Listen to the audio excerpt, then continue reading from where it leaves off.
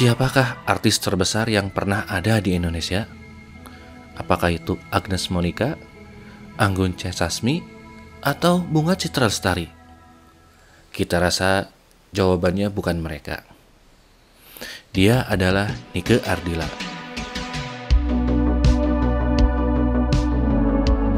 Sepanjang sejarah musik Indonesia, rasanya belum ada yang bisa mengalahkan kebesarannya. Sampai saat ini, album musiknya masih memegang rekor sebagai album paling laris di Indonesia. Tidak hanya musik, film-filmnya pun laris di pasaran. Dia adalah artis terbesar di generasinya dan generasi-generasi setelahnya. Pengaruhnya sangat besar. Bahkan seorang pakar budaya Jawa menyetarakan Nike dengan para wali. Dialah Ratu Rocker Indonesia. Sayangnya, Nike meninggal di usia yang sangat muda. Teman-teman, pada video kali ini kita akan membahas tentang kisah hidup artis terbesar yang pernah dimiliki Indonesia dan kematiannya yang tragis, Nike Ardilla.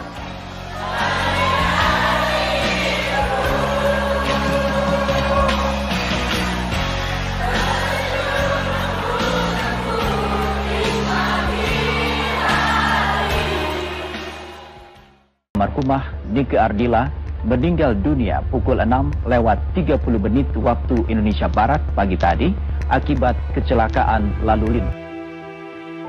Pagi hari, tanggal 19 Maret 1995. Seluruh stasiun TV dan radio di Indonesia menyiarkan kabar tentang kematian sang bintang.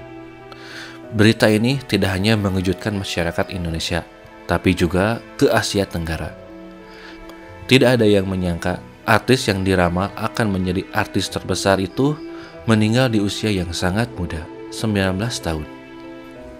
Selama 3 bulan, stasiun TV dan radio terus menyiarkan berita tentang meninggalnya Nike Ardilla. Seluruh negeri turut berduka cita atas meninggalnya salah satu bintang terbesarnya yang bahkan belum sampai pada puncak kejayaannya.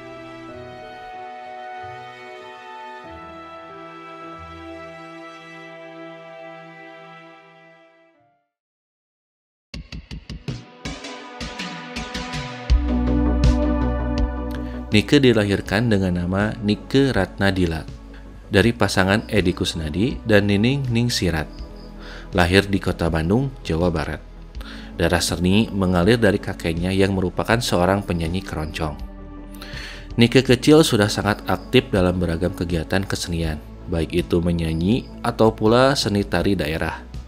Di usia 10 tahun, Nike sudah berhasil menjadi juara harapan 1 dalam acara Lagu Pilihanku di TVRI dan menjadi juara pada Festival Pop Singer HAPMI di Kota Bandung. Nike juga rutin mengikuti berbagai festival musik, mulai dari tingkat kecamatan, sekolah, bahkan pernah mewakili Provinsi Jawa Barat dalam ajang Festival Pop Singer tingkat nasional. Dari sinilah bakat Nike ditemukan oleh Kang Denny Sabri. Kang Denny ini adalah seorang wartawan senior yang juga merupakan manajer dari penyanyi terkenal, yaitu Dedi Dores. Nama besar seperti Meriam Bellina, Nicky Astria, dan beberapa nama besar lainnya pernah diorbitkan oleh Kang Denny. Nike yang pada saat itu masih berusia 12 tahun, dengan badan yang tinggi semampai dan wajah cantik ayu khas Sunda, Kang Denny sangat yakin dengan talentanya.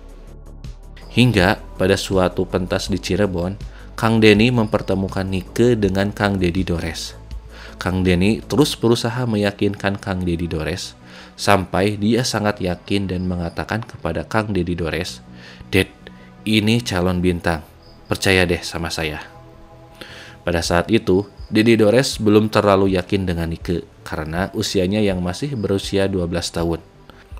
Walaupun Dedi Dores pada saat itu mengakui bakatnya yang sudah melampaui usianya. Barulah setelah usia 13 tahun, Kang Dedi mau membuatkan lagu untuk Nike, berjudul Seberkas Sinar. Diproduseri oleh Kang Dedi Dores sendiri, album pertama Nike ini lahir pada saat usia Nike belum genap 14 tahun. Pada album ini juga nama Nike diubah menjadi Nike Astrina dengan tujuan untuk menyaingi Nike Astria yang pada saat itu sudah sangat populer. Tidak lama kemudian, namanya diubah menjadi Nike Ardilla yang kemudian terkenal hingga saat ini. Album ini terbilang sangat sukses di pasaran. Pada tahun 1990, album ini laris terjual sampai 500 kopi. Sebuah angka yang terbilang sangat luar biasa untuk sebuah album debut. Sebuah album debut yang sangat menggobrak dunia hiburan Indonesia pada saat itu. Album musik yang langsung mengangkat Nike Ardilla menjadi lady rocker papan atas di Indonesia. Pada tahun 1989, Nike juga memulai karir aktingnya dengan membintangi sebuah film layar lebar berjudul Gadis Foto Model. Pada film ini, nama Nike masih memakai nama Nike Astrina. Nike juga turut mengisi soundtracknya yang kemudian dirilis melalui album OST Gadis Foto Model.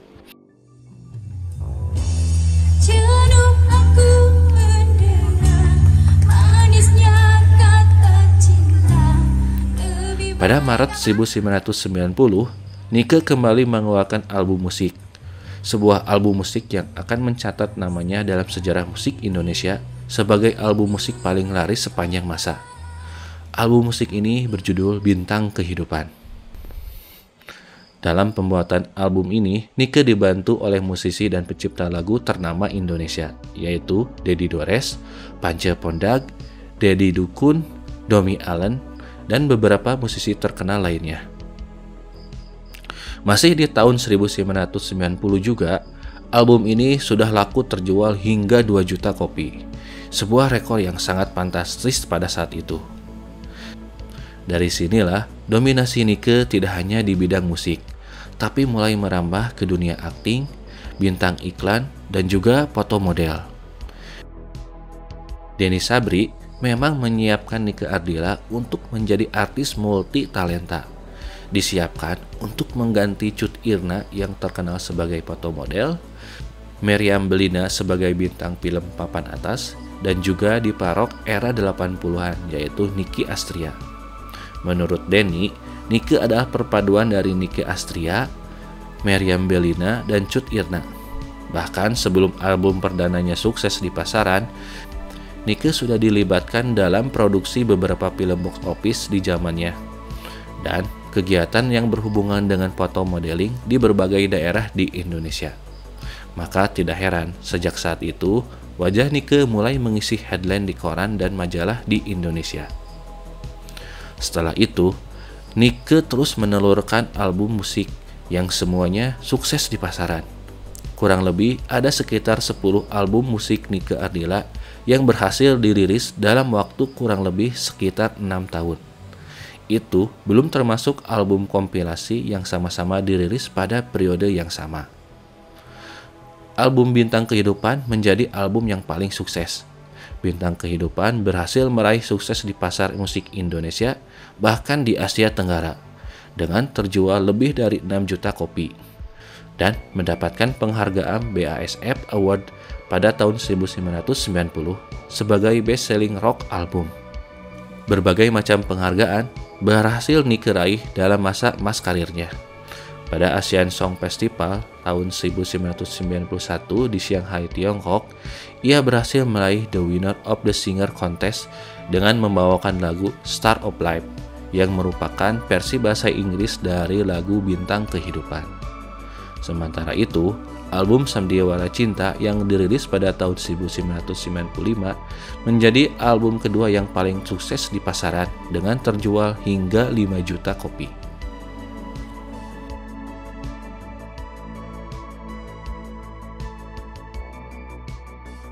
Tunggu, Bu.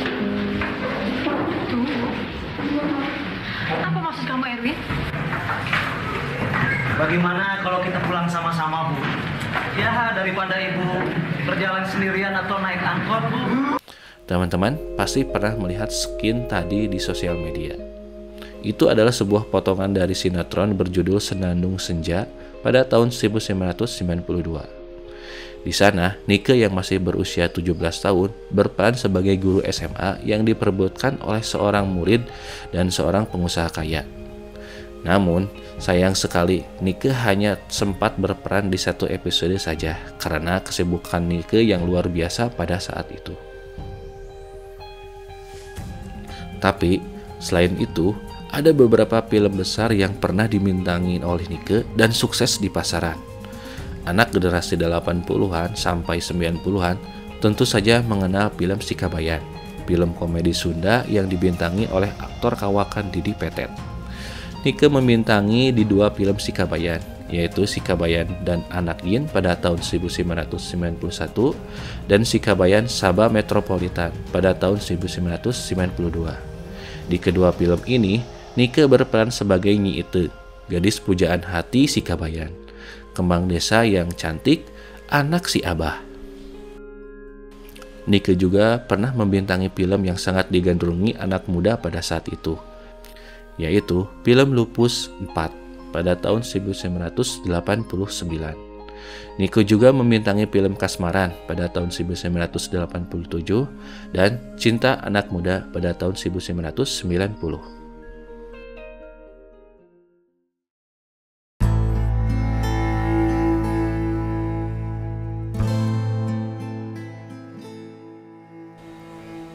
Beberapa hari sebelum kecelakaan, Nike meninggalkan rumah untuk menyelesaikan syuting sinetron di Bogor. Menurut keterangan keluarga, Nike sempat kembali ke rumahnya di Bandung pada tanggal 18 Maret 1995 sekitar pukul 10 malam. Di rumahnya, Nike hanya singgah sebentar saja. Nike kemudian keluar bersama temannya, yaitu Sopiatun Wahyuni. Mereka mengunjungi diskotik Pulo di Bandung sekitar jam 12 malam hingga pukul 4 pagi pada tanggal 19 Maret 1995. Sebelum kembali ke rumah, keduanya sempat makan di rumah makan Kintamani, Jalan Lombok, Bandung. Setelah makan itulah kecelakaan terjadi.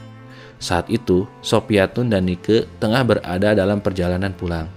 Nike mengendarai sendiri mobilnya, yaitu Honda Civic berwarna biru metalik. Menurut Atun, pada saat itu Nike tidak mengenakan sabuk pengaman. Menurut saksi mata, sekitar pukul 6:15 mobil yang dikendarai oleh Nike Ardila melaju dari arah barat menuju arah timur Jalan R.E. Marta Dinata. Saat itu, mobil Nike berusaha menyalip mobil warna merah yang berada di depannya yang berjalan pelan. Tetapi, mobil TAP tiba-tiba muncul dari arah berlawanan dengan kecepatan yang tinggi. Nike kemudian membanting setir ke kiri dan kemudian menabrak pohon hingga terpental ke pagar beton bak sampah. Diperkirakan Nike tewas di tempat. Tapi, menurut keterangan beberapa saksi, Nike belum meninggal di lokasi kecelakaan. Barulah saat perjalanan ke rumah sakit, Nike meninggal. Nike mengalami luka parah di kepala dan memar-memar di dada. Isu-isu negatif seputar kematiannya sempat berkembang. Di antaranya menyebutkan bahwa Nike mengendarai mobil dengan keadaan mabuk. Tetapi kemudian kabar itu dibantah keras oleh pihak keluarga dan saksi kunci kecelakaan itu. Sopiatun mengatakan Nike hanya meminum jus jeruk. Dan hal ini juga dibuktikan oleh hasil visum polisi yang menyebutkan tidak menemukan kadar alkohol di dalam tubuh Nike. Nike Ardila dimakamkan sore itu juga, diantar oleh ribuan penggemarnya beserta para artis ibu kota. Nike dimakamkan di TPU Imbanagara yang berada di Jalan Imbanagara, Kecamatan Ciamis, Kabupaten Ciamis. Kematiannya sangat menghebohkan dunia hiburan di Indonesia.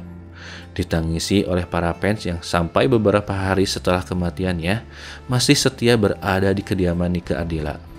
Sampai 3 bulan lamanya, seluruh stasiun TV dan radio terus menayangkan berita tentang kematian Nike. Teman-teman, ini adalah tempat yang diduga menjadi lokasi kecelakaan Nike. Sekarang di tempat ini ada sebuah kafe. Sedangkan kita sudah tidak melihat beton tempat sampah yang dihantam oleh mobil Nike.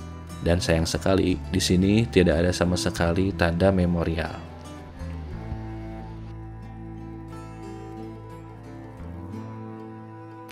Tidak lama setelah kematiannya, namanya justru semakin menjulang. Publik masih terus membicarakan tentang Nike Ardila. Majalah Asian Week menafsirkan Nike dalam sebuah kalimat satir, "Indeed, she soared," atau artinya, dalam kematian, dia melambung. Setiap tahunnya, ribuan penggemar yang tergabung dalam Nike Ardila Fans Club melakukan ritual khusus pada tanggal 19 Maret dan 27 Desember, yaitu mereka berziarah ke makam Nike dan mengadakan acara untuk mengenang Nike, seperti memutar film-film Nike dan menyanyikan lagu-lagu Nike.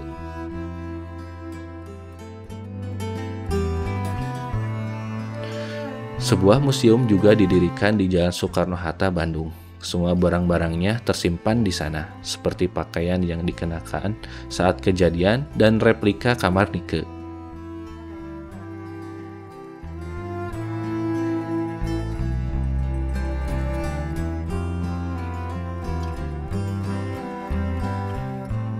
Dalam rentang waktu yang relatif pendek, hanya sekitar 6 tahun di masa karirnya, Nike berhasil mengembangkan sedemikian jauh popularitasnya dan fanatisme penggemarnya, bahkan melampaui apa yang diperoleh oleh penyanyi terkenal lainnya yang sudah berkiprah puluhan tahun di dunianya.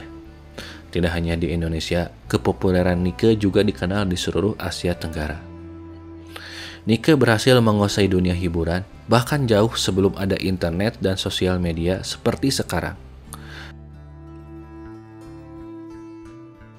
Mungkin di tahun 2000-an kita bisa melihat artis sekelas Britney Spears yang menguasai dunia musik pada saat itu.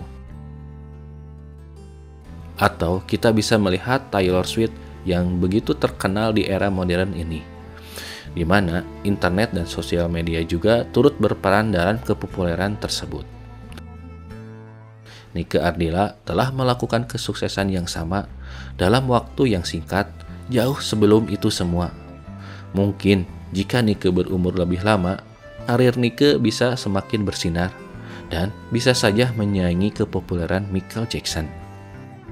Josh Quinn, seorang pakar budaya Jawa, bahkan menyetarakan Nike Ardila dengan para wali. Para wali di sini bukan berarti Nike Ardila adalah seorang penyebar agama, tapi dalam artian pengaruh Nike terhadap budaya pop yang sangat tinggi.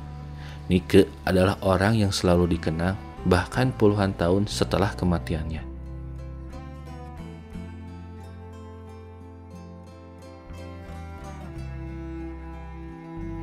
Teman-teman, apa yang kita bahas ini adalah berdasarkan hasil penelusuran dari sumber-sumber yang terpercaya. Namun demikian, jika ada kesalahan dalam penyampaian informasi, silakan teman-teman bisa koreksi. Demikian video kali ini. Jika kamu suka, silakan klik like dan subscribe. Jika ada pertanyaan, kritikan, dan saran, silakan tinggalkan di komentar.